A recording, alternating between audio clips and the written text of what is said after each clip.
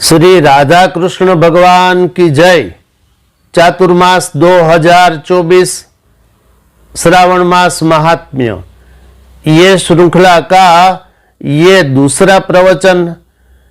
आज इस वीडियो में हम जानेंगे श्रावण मास के मंगलवार के दिन कौन सा व्रत होता है, ये व्रत की कथा क्या, ये व्रत कैसे किया जाता है और ये कथा सुनने का अथवा पढ़ने का भगवान ने क्या फल बताया। तो सबसे पहले ये कथा सुनने का अथवा पढ़ने का फल सुनिए। भगवान शंकर कहते हैं कि जो मनुष्य इस मंगला गौरी की कथा को सुनता है अथवा पढ़ता है, उसके सब मनोरथ पूर्ण होते हैं, इसमें संशय नहीं है। ये भगवान शंकर बोले श्री स्कंद महापुराण के श्रावण मास महात्म्य के 7वें अध्याय के 81 और 82वें श्लोक में। अस्तु, तो कथा हम सुनेंगे पूरी। आगे सुनिए, अब यहां से कथा प्रारंभ। अब कथा सुनिए। मंगला गौरी व्रत का वर्णन तथा व्रत कथा। भगवान शंकर बोले, हे सनत कुमार, अब मैं अति उत्तम भौम व्रत का वर्णन करूंगा, जिसके अनुष्ठान करने मात्र से वैधव्य नहीं होता है। विवाह होने के पश्चात 5 वर्षों तक यह व्रत करना चाहिए। इसका नाम मंगला गौरी व्रत है। यह पापों का नाश करने वाला है। विवाह के पश्चात प्रथम श्रावण के शुक्ल पक्ष में पहले मंगलवार को यह व्रत करना चाहिए। केले के खंभों से सुशोभित एक पुष्प मंडप बनाना चाहिए और उसे अनेक प्रकार के फलों तथा रेशमी वस्त्रों से सजाना चाहिए।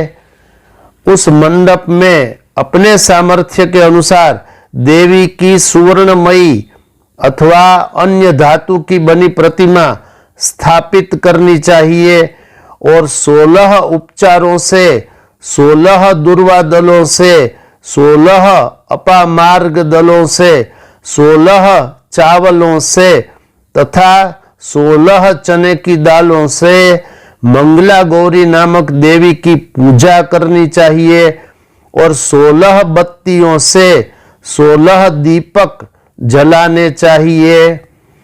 दही तथा भात का नैवेद्य भक्ति पूर्वक अर्पित करना चाहिए और देवी के पास पत्थर का सिल तथा लोढ़ा स्थापित करना चाहिए। 5 वर्ष तक इस प्रकार से करने के पश्चात उद्यापन करना चाहिए। माता को वायन प्रदान करना चाहिए। अब उसकी विधि सुनिए। अपने सामर्थ्य के अनुसार एक पल प्रमाण सुवर्ण की अथवा उसके आधे प्रमाण की अथवा उसके भी आधे प्रमाण की मंगला गौरी की प्रतिमा निर्मित करानी चाहिए। अपनी शक्ति के अनुसार स्वर्ण आदि के बने तंडुल पूरित पात्र पर वस्त्र तथा रमणीय ओढ़नी रखकर उन दोनों के ऊपर देवी की प्रतिमा स्थापित करनी चाहिए। समीप में चांदी से निर्मित सिल तथा लोढ़ा रखकर माता को वायन प्रदान करना चाहिए। इसके बाद 16 सुवासिनियों को प्रयत्न पूर्वक भोजन कराना चाहिए। हे विप्र, इस विधि से व्रत करने पर 7 जन्मों तक सौभाग्य बना रहता है और पुत्र पौत्र आदि के साथ संपदा विद्यमान रहती है। सनत कुमार बोले, सर्वप्रथम इस व्रत को किसने किया था और किसको इसका फल प्राप्त हुआ? हे शंभो, जिस तरह से मुझे इसके प्रति निष्ठा हो जाए, कृपा करके वैसे ही बताए। भगवान शंकर बोले, हे सनत कुमार, पूर्व काल में कुरुदेश में श्रुतकीर्ति नामक एक विद्वान कीर्तिशाली शत्रुओं का नाश करने वाला 64 कलाओं का जानने वाला तथा धनुर्विद्या में कुशल एक राजा हुआ। पुत्र के अतिरिक्त अन्य सभी शुभ चीजें उस राजा के पास थी। अतः वह राजा संतान के विषय में अत्यंत चिंतित हुआ और जप ध्यान पूर्वक देवी की आराधना करने लगा। तब उसकी कठोर तपस्या से देवी प्रसन्न हो गई और उससे यह वचन बोली, हे सुव्रत, वर मांगो। श्रुतकीर्ति बोला, हे देवी, यदि आप मुझ पर प्रसन्न है तो मुझे सुंदर पुत्र दीजिए। हे देवी, आपकी कृपा से अन्य किसी भी वस्तु का अभाव नहीं है। उसका यह वचन सुनकर पवित्र मुस्कान वाली देवी ने कहा, हे राजन, तुमने अत्यंत दुर्लभ वर मांगा, फिर भी कृपावश मैं तुम्हें अवश्य दूंगी।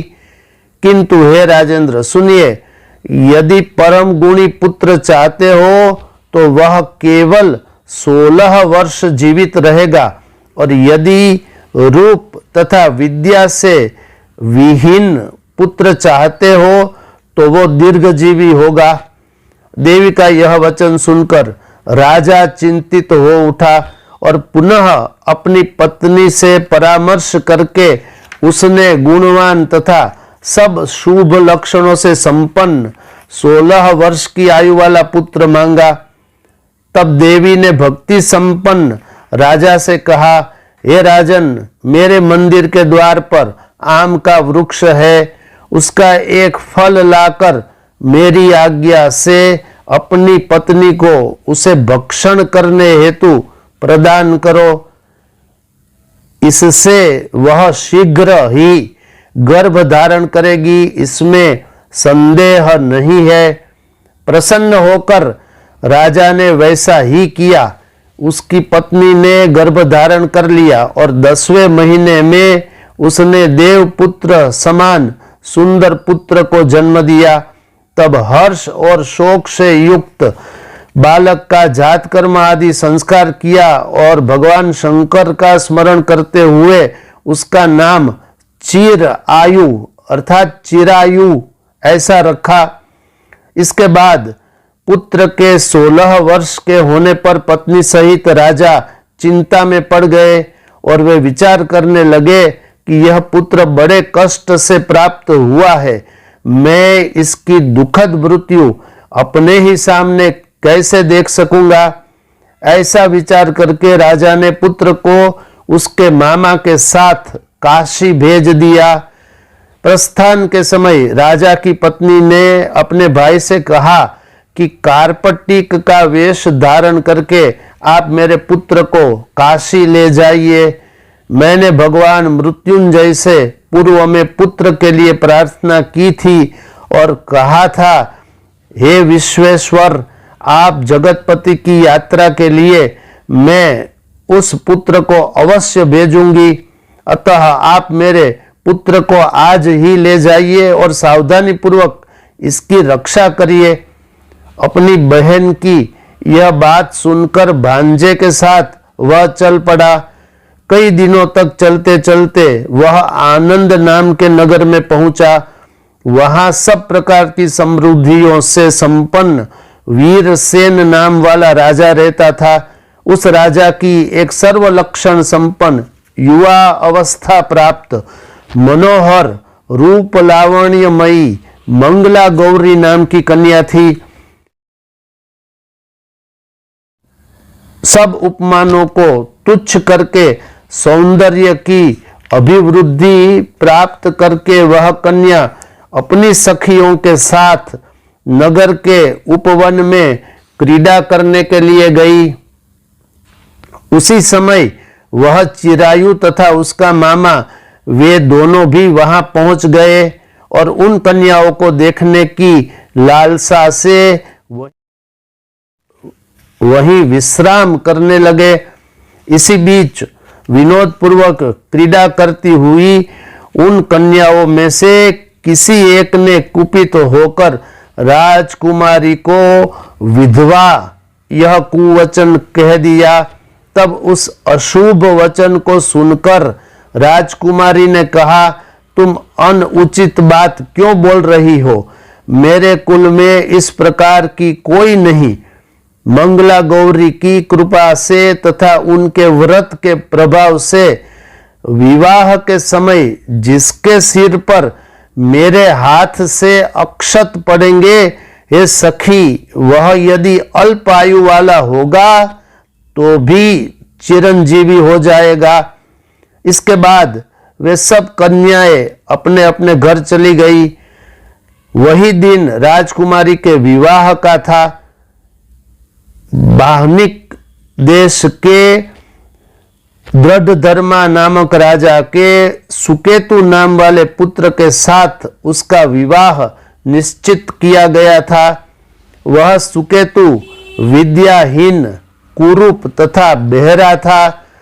तब सुकेतु के साथ आए हुए उन लोगों ने विचार किया कि इस समय कोई दूसरा श्रेष्ठ वर ले जाना चाहिए और विवाह संपन्न हो जाने के बाद वहां सुकेतु पहुंचे।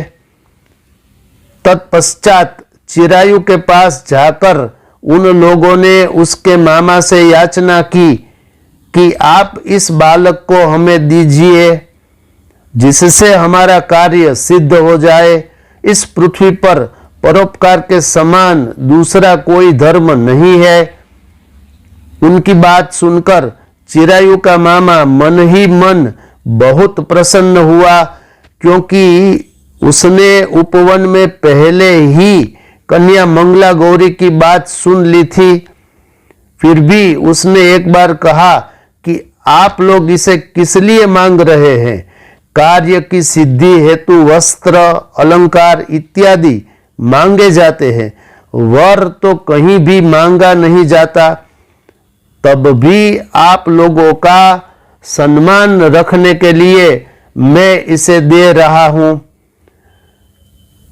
अब ये पहले भाग की कथा यहां समाप्त।